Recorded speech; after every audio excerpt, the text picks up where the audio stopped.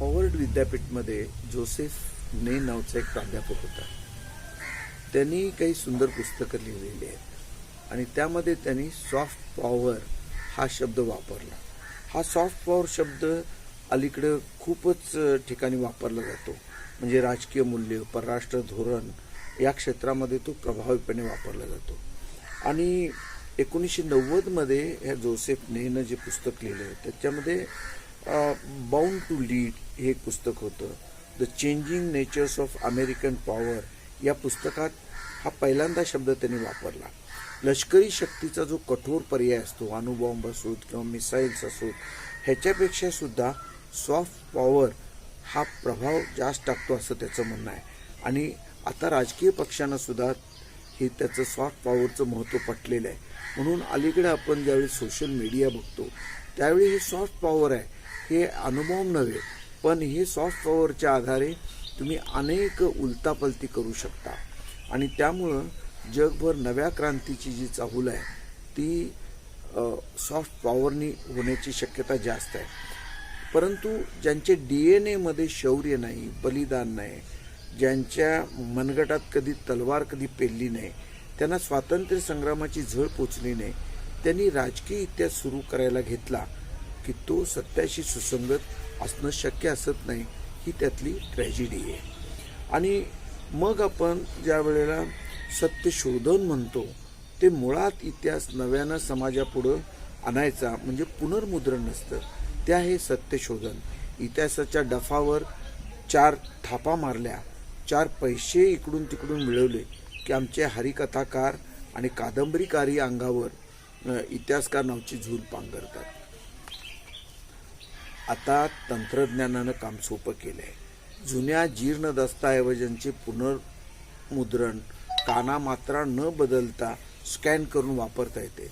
नवे आकर्षक मुखपृष्ठांनी मूळ प्रस्तावना थोड्याफार बदलांनी केली की आपण त्याचं संपादक म्हणवतो किंवा त्याला अनेक गोष्टी आपण नव्याने क्रेडिट घ्यायचा आपण प्रयत्न करतो. पण हे जर पाहिलं तर समाजात हरिकथाकार आहेत, इतिहासकार काही कमी नाहीत, पण पुराव्यानिशी सिद्ध करणं हे काम इतिहासकार करत असतो. संशोधनात प्रायमरी डेटावर पकड हवी तर विषय कळतो. अनेक विद्यापीठातील विद्यार्थी सेकंडरी डेटावर अधिक भर देतात असं आढळतं.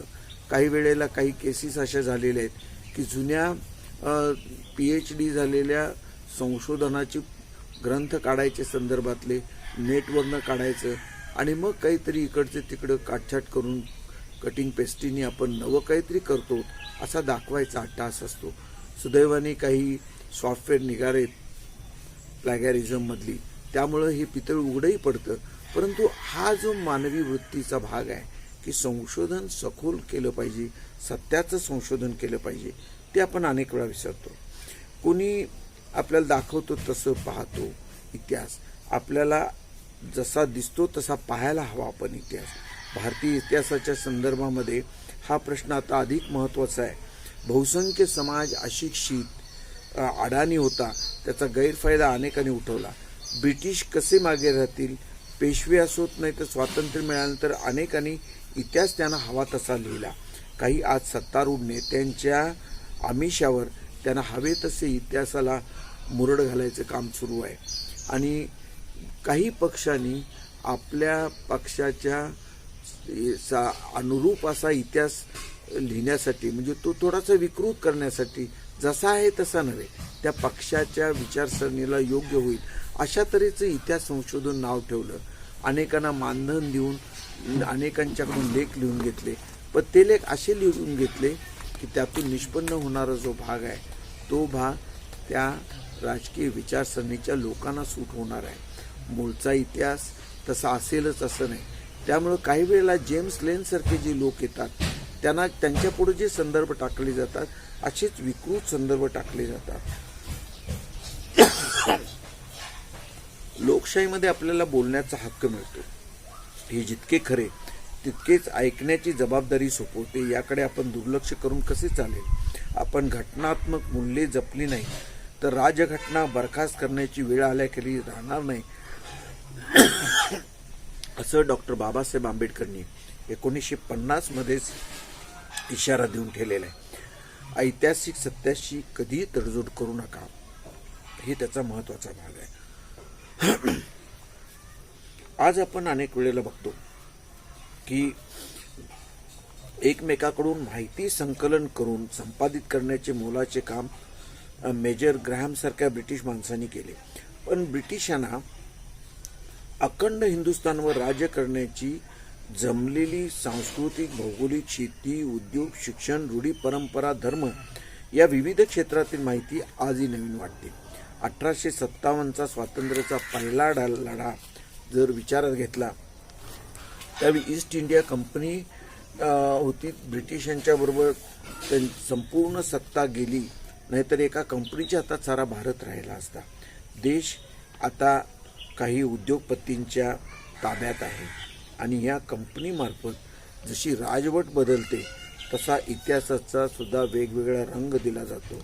आणि जिथं एकेकाळी ज्यांना आपण देशभक्त म्हणत होतो ते दुसरी राजवट आली की त्याला देशद्रोही ठरवते. हे इतिहासाचं विकृतीकरण आहे, हे थांबलं पाहिजे. त्यामुळं इतिहासकारांच्यावर एक फार मोठी जबाबदारी याच्यामध्ये होते. यावर एकच मला असं लक्षात येतं की तुम्ही जसा इतिहास आहे तसा मांडा. अनेक साधू संतांच्या बाबतीमध्ये सुद्धा चरित्र मांडताना त्या त्या धर्माच्या लोकांनी आपल्याला पाहिजे तसं रंगवलेलं आहे.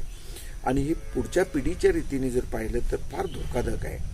भारताचे 70 वर्षाच्या स्वातंत्र्यानंतर भविष्य कोणते हा जर विचार केला तर लोकशाही, धर्मनिरपेक्षता, समाजवाद ही मूल्ये नव्या पिढीने जपली नाहीत, हिंदू मुसलमान एकत्र राहिले नाहीत तर धर्मनिरपेक्ष समाज राहणार नाही, देशाची छकले उडतील. मला या ठिकाणी जावेद अख्तर यांच्या शब्दात सांगायचे झाले तर ते काय म्हणतात आपण नीट बघा. किसी को एक कोई कैसे बताए, हवाएं और लहरें कब किसी का हुक्म सुनती है, हवाएं हाकिमों की मुट्ठी में, हथकड़ी में, कैद खानों में नहीं रुक सकती. जो ये लहरें रोकी जाती है वो दरिया कितना भी हो पुरसुकून बेताब होता है और इस बेताबी का अगला कदम सैलाब होता है.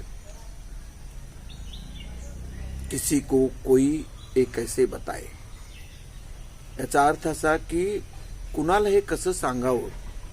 हवा आणि लाटा कधी कुणाचे आदेश ऐकतात का? हवा कधी शासनकर्त्यांच्या हातात सापडते का?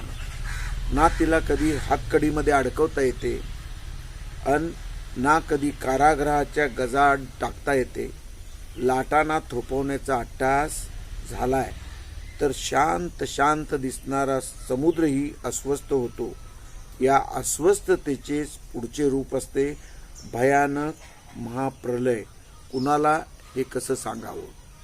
त्यामुळे महाप्रलय नको असेल तर काही वेळेला विचार स्वातंत्र्य हवं. आणि जर विचार स्वातंत्र्य कोंडत असेल तर पुढं त्याचं रूपांतर महाप्रलयामध्ये होईल. त्यामध्ये अनेक संस्कृती, अनेक धर्म, अनेक देश लयाला जाऊ शकतात. हे आपल्याला लक्षात ठेवायला हवं.